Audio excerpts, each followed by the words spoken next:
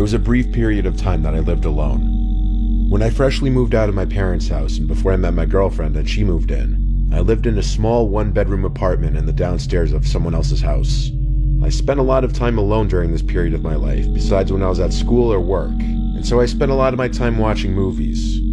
Specifically, I liked watching scary movies pretty often. Even as an at-the-time 21-year-old guy, I still would be a little spooked trying to sleep after watching a scary movie, especially living alone in that apartment, and every time I did, I would look around the room. At a few points, I would even turn the bedside lamp on just to check around the room. The tenant upstairs wasn't home that night, as his car wasn't in the driveway, so the sounds I was hearing couldn't have been footsteps upstairs or anything like that. My nerves were really starting to set in at one point because I just kept hearing noises, and to be honest, I couldn't tell from where in the house they were coming from. I got up to head over to the door of the bedroom and opened it.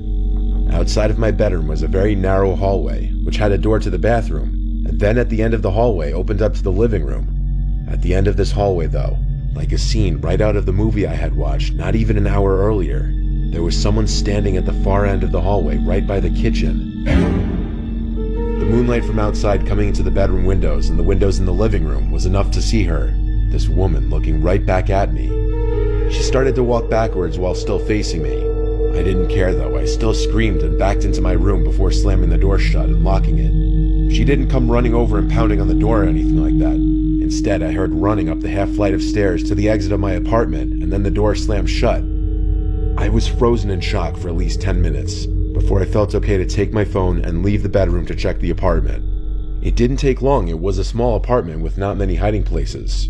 It was empty. I rushed to lock the door, wondering who that could have been and how they got in. I didn't call the police. I couldn't tell you why, but the next day I called the landlord and told him about it. He made a phone call to the upstairs tenant, and what I learned shocked me. The woman that broke into my apartment was an ex-lover of the man who lived upstairs, a crazy one at that, and after finding his address somehow, she broke into the wrong part of the house, my apartment. The upstairs tenant came down to my door and apologized to me that following day, but I never got much detail from him or the landlord. I still wonder what that woman was planning on doing to him.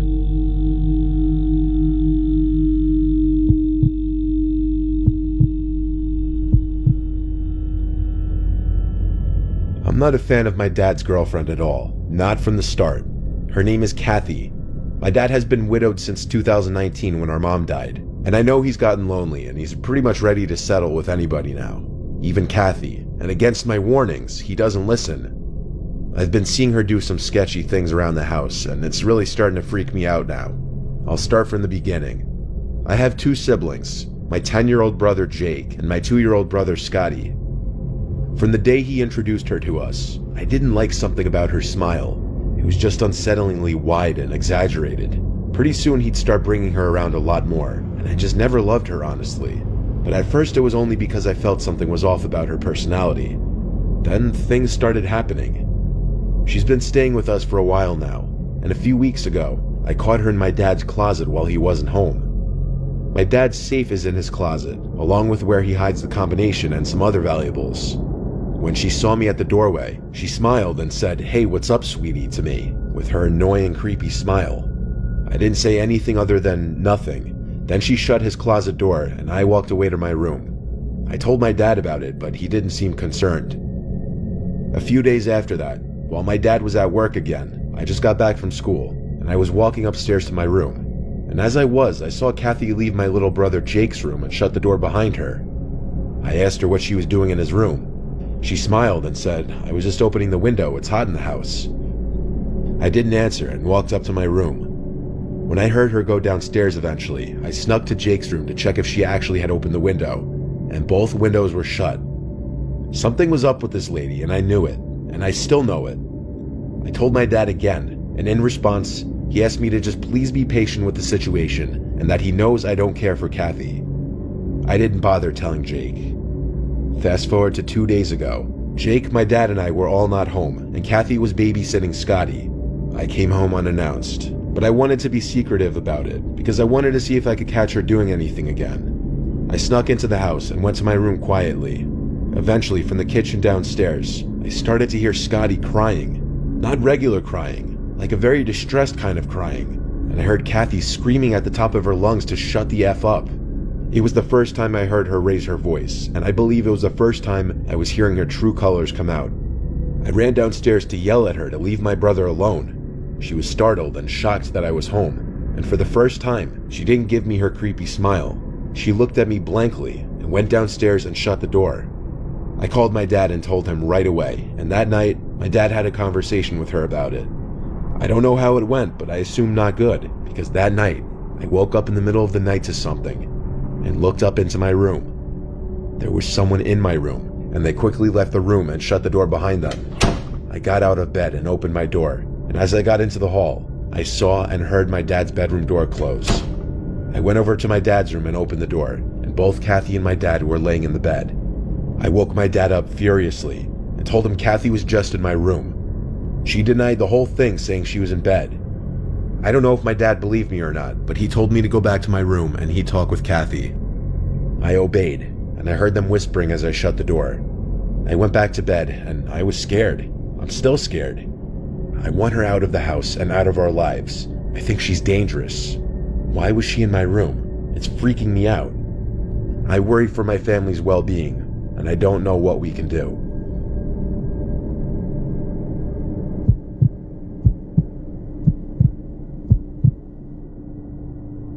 This one goes back a few years ago to when I was 30 years old. I was at my condo in Fort Lauderdale, Florida. My condo, which I still own, is on the second floor of a decently nice building that I won't name for privacy reasons. Whenever I go down there, it's in the colder months up north, and I'm a complete beach bum when I go down there. Luckily for me, I work remotely from my job through my laptop and phone, so I've been able to retreat down there whenever I'd like. Fort Lauderdale is for the most part a pretty clean and safe city, and the specific location my building is in is no exception. That is, usually. It was the middle of January. It was late at night, past 10 o'clock. I was out on my balcony with my feet over the railing, on my laptop, when all of a sudden I heard from down below on the ground someone yelling something. They were yelling, "Yo," and "Hey you." At first I didn't move, taking the assumption that whoever it was talking to someone else. They couldn't possibly be calling up to me. But they followed with, "Hey you up there." And my heart skipped a beat, because now I knew they were talking to me, and my main question was, why? I set my laptop down on the chair and looked over the railing down to the ground below. There was a guy in front of a car in the parking lot, looking up at me, and he said, "Yeah, you." I asked, "What's up?" He told me to come down there so he could show me something cool. I took a better look at this guy, some guy with a backwards hat and tank top on. I assumed he was just some punky kid messing with me, so I ignored him and sat back down. When I did that, I heard him laughing as he said, "I'm gonna come up there and skin you alive, you prick." I stood up again and looked at him. He had this unsettling and sinister smile on his face. I realized he looked older than I initially thought. He wasn't some kid. I literally opened my mouth to shout something back at him, but for some reason, I didn't bother. I grabbed my laptop and went inside and shut the sliding door. I expected him to yell up a couple things afterwards, but I didn't hear him do so. As uncomfortable as that made me, I felt much safer being inside.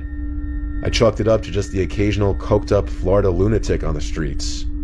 But things became next level when the silence of the room was broken by pounding on my condo door, accompanied with a voice yelling obscenities and threats at me. It was the guy again. The bangs were so loud I was genuinely concerned he was going to break the door down. All I could do was yell, "I'm calling the police." That didn't faze him. His bangs turned to these carving and stabbing noises. It probably all lasted for about a minute or two, but felt like a century, until he gave one more loud angry bang, screamed one more obscenity at me, then left. I knew because I checked through the peephole. I called the police after the ordeal just to show them and report it to them. On the other side of the door, there were several stab marks in it, confirming I did hear him stabbing at it and confirming this man had a knife. I prayed nobody was harmed that night. I doubt he knew me. I think he was just a really drugged out crazy person looking to hurt someone.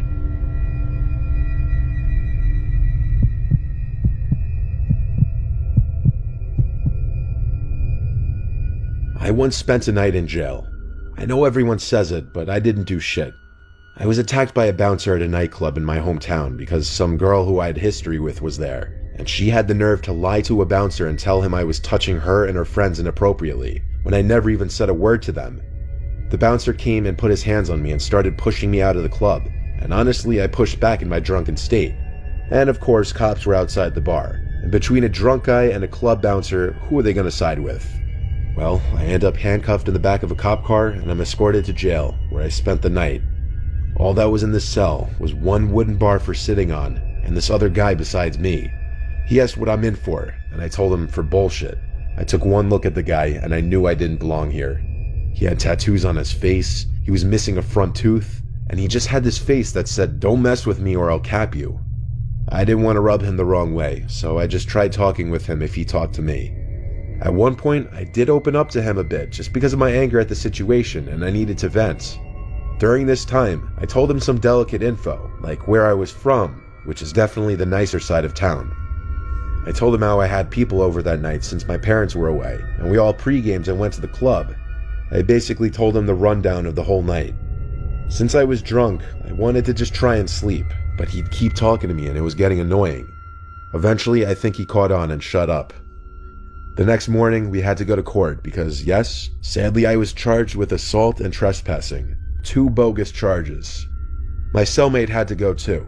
I saw the judge before him though. He was one of the other offenders in the back of the court listening to my charges. I was released with a future court date set. A complete nightmare. But that night, when I was at home, and all the windows were open so I heard everything from outside, I was hearing footsteps circling the house. Multiple sets of footsteps. I started to shut all my windows one by one on the first floor. Then I got to the backyard door, which is a sliding glass door looking out to the deck. I curiously flicked on the deck light, and immediately, 2 dudes ran out from the light into the darkness. I recognized one of them to be my cellmate. I closed the blind to the door and continued closing the rest of the windows. I couldn't believe he found me, but he was obviously there to rob our house blind after I told him how my parents were away. He must have seen dollar signs when I told him the side of town I was in, and he probably heard my name called in the courtroom, and one quick Google search of my simple name turned up my address. The 2 dudes took off, I believe, because I didn't hear from them the rest of the night. I never told my parents I was arrested, and because of that, I never told them about how my cellmate almost came and robbed our house.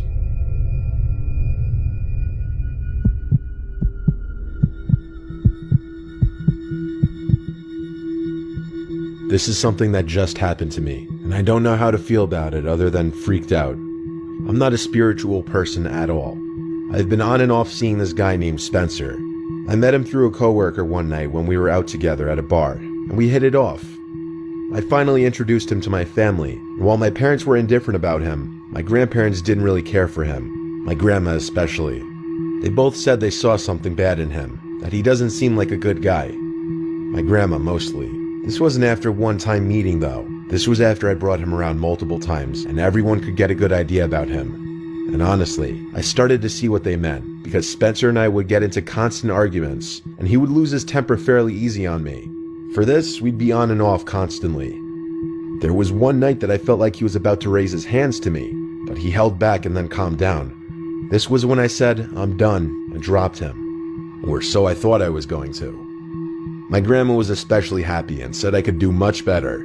Then she went on about how I should go find a nice Italian boy from a nice family like she always did. Anyway, not long after this, my grandma died of a heart attack. During my grieving, I hung a picture of my grandma up on my wall in my room to commemorate her. This was only a month ago. I had been having a horrible month. And out of weakness, when Spencer reached out to me 2 weeks ago, I answered, and we saw each other.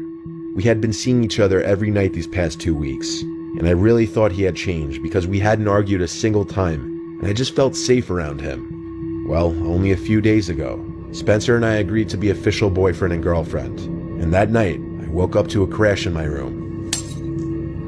I panicked and flicked on the lamp, and it took me a moment to notice the picture of my grandma wasn't on the wall anymore. I got up and saw the frame had fallen to the floor and cracked. The picture frame I hung of my grandma had fallen and cracked on the night I agreed to date Spencer. I held the frame in my hand, my heart in my throat, my whole body shaking. I called Spencer the next day and told him I think we should go our separate ways for a while, as my head isn't in the right place. And he blew up on the phone in anger, and that phone call proved my grandma was right about him. But that picture frame falling and breaking, what could have caused it? There was no draft in the room. Even as I imagined that it was somehow a sign for my grandma, do you realize how freaking scary that is?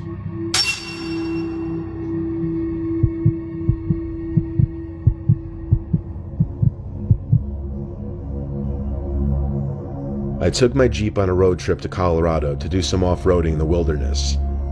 I was doing a bunch of trails in the Red Feather Lakes, and I was ending the night off on the Dead Man's Road Trail. It was a somewhat challenging trail, but the scenery was unbeatable.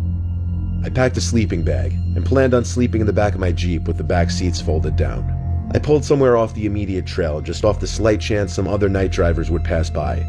But that was very unlikely. I guess people can call me a weirdo for enjoying off-roading on my own and camping alone, but I've always liked doing things solo. I use the word camping because I do consider this to just be luxury camping. Instead of being in a tent, I'm in the back of my Jeep in the middle of the woods. I ate some of the protein bars and other snacks I brought as my little dinner. Then I set up my sleeping bag in the back. In case you're wondering if I was doing this in the dark, I had the LED light bar on my Jeep on, which basically lit up the entire surrounding area pretty nicely. So I finally crawl into the sleeping bag, and I'd be lying if I said it's comfortable sleeping back there. It's the price to pay for off-roading in the sunrise for me. I had the windows all closed to avoid bugs getting in, but I still heard everything outside. And then it happened. I heard a voice from out in the woods, followed by a short, loud laughter. As deep into the trail I was, there's no way someone was just walking around out there. Not in this total darkness. I looked out the windows expecting to see headlights or taillights somewhere, but nope. Then I heard the voice again, much clearer. I couldn't tell if it was a man or a woman at first. I was shaking now though. Someone was out there, that much was clear. Though I was hearing a voice, I didn't know what was being said just yet. And then I laid there, waiting for it again, scared to death. For a while, just crickets. Then, much closer now, I heard in a clear voice, belonging to either a woman or a young boy, "Hello, I see you there." Now I was ready to throw up. I wanted to move to the driver's seat and drive, but I was too scared to move. I felt like if I just stayed laying down, that whoever was out there wouldn't see me. I know that makes no sense, but hiding and not moving was me clinging on to the hope that this wasn't actually happening.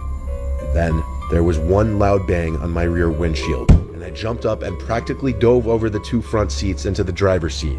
And I started the car and drove as quickly as I could manage down the trail, scared they were running after me because I could only go so fast on this rocky terrain. I was scared to look in the rearview mirror, but when I did, I didn't see anyone through the red glow of my taillights. It was a nightmare. I was tired, but drove the rest of the trail until I was back on pavement. Then I drove for miles until I reached a motel. Some people have asked me, what if it was someone stranded who needed help? And I say no way. No one's out there that late in the pitch black, laughing without a flashlight that deep on some trail. And they wouldn't bang on my windshield just once like that if they weren't trying to scare me. People are messed up. Always watch your back and be woke to your surroundings.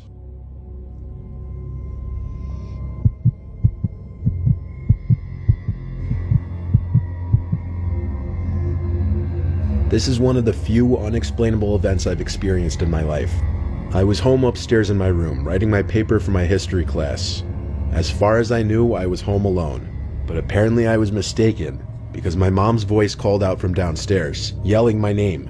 I called back, "What?" She didn't answer. So, slightly annoyed because I didn't want to be interrupted from my train of thought on my paper, I reluctantly got up to go downstairs and see what she wanted. When I got downstairs, I looked around for my mom, but she wasn't anywhere in sight. So I yelled out, "Mom?" And she yelled back my name in response. Her voice came from down in the basement. So I went to the basement door, but strangely the lights were off. I called down the stairs, "Mom?" again, and she called back. I yelled out, "What are you doing down there with the lights off?" She didn't respond. I flicked on the light and went down the stairs. I heard my mom call my name again as I was near to the bottom of the steps. It was getting weird. Each time she called my name, it sounded exactly the same. Like there was zero difference in inflection every single time she said my name. I yelled out "Mom" again, and she once again yelled back my name. She was nowhere to be seen in the basement, but then I noticed the little crawl space closet door was open. I call it that because it's a weird closet that you have to kind of crawl into, but it takes up a large chunk of the basement. That was the only place left in the basement that my mom could be. So I said "Mom" one final time. No answer this time. I went closer to the closet door and got on my knees just to try and look in. It was pitch black inside, and I was starting to get freaked out. I said, "Mom, are you messing with me?" There was no response at all, just the quiet buzzing sound from the basement light. I got back up and for some reason decided to sprint back upstairs, slamming and locking the basement door behind me. I didn't know what I had just witnessed and heard, but I went to grab the house phone and call my mom's cell number. It rang a few times until my mom picked up, and I learned that she was out grocery shopping. I told her, but she didn't believe my story, of course. She thought I was messing with her. It took half an hour of begging her to believe me that she finally went along with it, and when she and my dad were both home, we all went down to the basement together. The closet door was still open. My dad went inside, but there was no one in there. This still remains to be the most haunting, unexplainable experience of my life.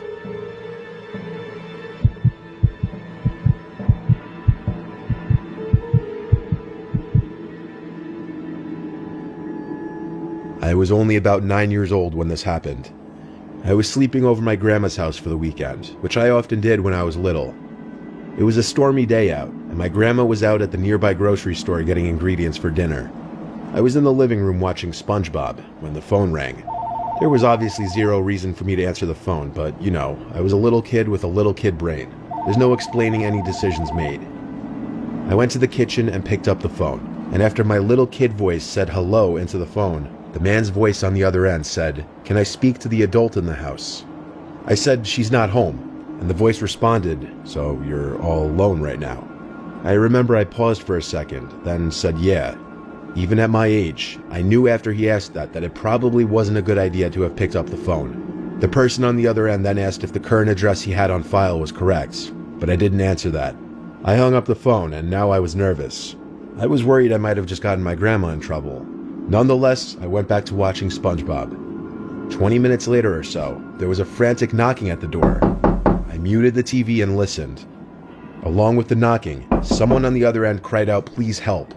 It was a man. I snuck over to the edge of the wall where the opening for the front door was to take a peek and see if I saw anyone standing on the other side of the door through the glass at the top of the door. That was a mistake, because I did, and they saw me too. The man on the other side of the door immediately said, "Little boy, please open the door, I'm hurt bad." I ran to the corner of the room by the window and closed the blinds so I could hide behind the couch. I was so scared. There were no cell phones back then. I couldn't call my grandma. The man kept pounding on the door, his cries for help turning more annoyed sounding, and his knocks got louder and more frequent. Then the pounds on the door stopped, and he started knocking on the window right next to me. The creep started saying things like, "I'm not gonna hurt you," and "Please, I'm bleeding bad." I started to cry in the corner, still hiding behind the couch.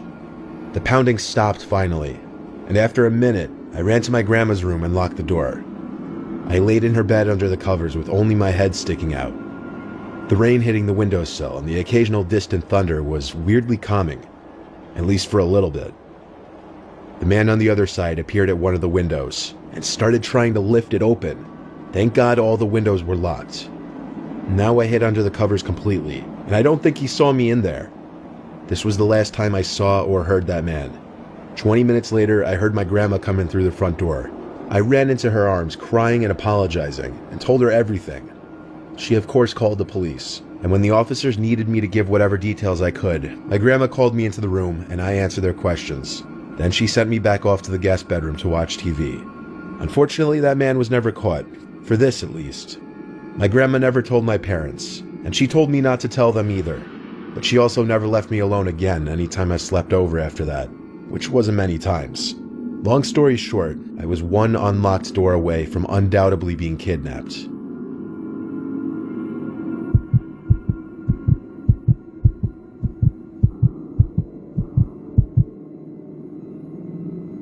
I'm a father of 2 kids.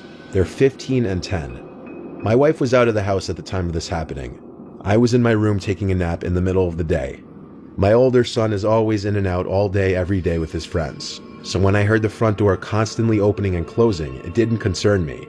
But eventually, when I heard the storm door slam shut for a 4th time, I started to get annoyed and whistled at him to quiet down. I started hearing other loud noises from across the hallway, in the direction of my younger son Keith's room. I imagined he was playing with his wrestling toys or something. Regardless, even with my door shut, the noise got to be too much. It was just like a constant thumping sound. Like, what could Keith possibly be doing? When I went across the hall to his room, the noise became more clear, and it was this literal thumping on the wall sound. I went into his room. The door was already opened. I said Keith's name angrily, but I didn't see my son. I saw some grown man facing the wall, banging his head into the wall. There was blood on the wall from his constant banging. The man gave me a side glance without turning his whole head. I managed to tackle the man to the floor, and that's when Keith emerged from under his sheets where he was hiding. The man didn't fight back. He started yelling this psychotic mumbo-jumbo, proving his lacking sanity. I told Keith to go get the house phone while I held the man down. After calling the police, I was in that same position for at least 5 minutes before they arrived. The man just kept smiling and laughing and saying things that made no sense the entire time. The man was ill or on some serious drugs, or both. I didn't press charges, and I'm sure he was taken somewhere to get the help he clearly needed and to get him off the streets.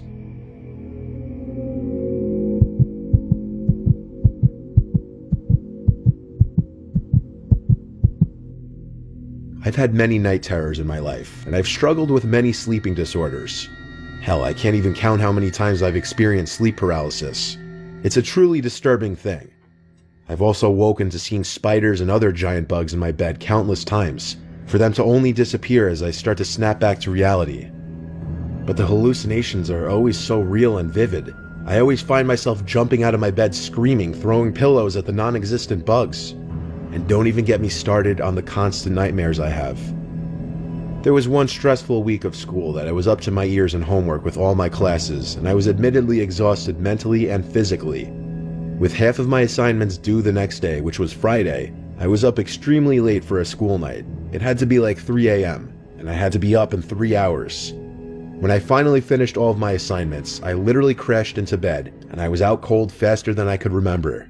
And that night, I was having a bad dream again. The best I could describe this bizarre dream, I was for some reason in this linear building that I was trying to escape, and in each passing room I kept finding candies, like it was a Halloween attraction or something. But in the dream I was running away from something, and the something I was running away from kept laughing. It was a child's laughter, and it sounded like it was coming from everywhere. What caused me to wake up was when I made it to what was presumed to be the final door of the building. The laughing was the loudest now, and when I opened the door, I woke up in my bed. I couldn't move. It was happening again. Then there was a laughter from the middle of the room. I moved my eyes to focus to the middle of the room. There were 4 people standing in the center of the room. It was like a family, a tall male and female, and then a small boy and girl. They were all holding hands and they were all laughing, looking at me with giant grins on their faces, impossibly wide grins. And as I felt this tight pressure in my chest, which is common in sleep paralysis, I started to feel like they were getting bigger, or just getting closer, like they were all floating towards me. When my body finally permitted, I threw the sheets off of me and threw my pillows into the middle of the room and screamed. But the pillows hid nothing, as the 4 figures were gone, and the horrible laughing had stopped. I had never experienced a hallucination like that, and I have had sleep paralysis many times. I had to see my doctor the next day, who prescribed me new medication. Since then, I've still had my share of night terrors, but nothing even close to that.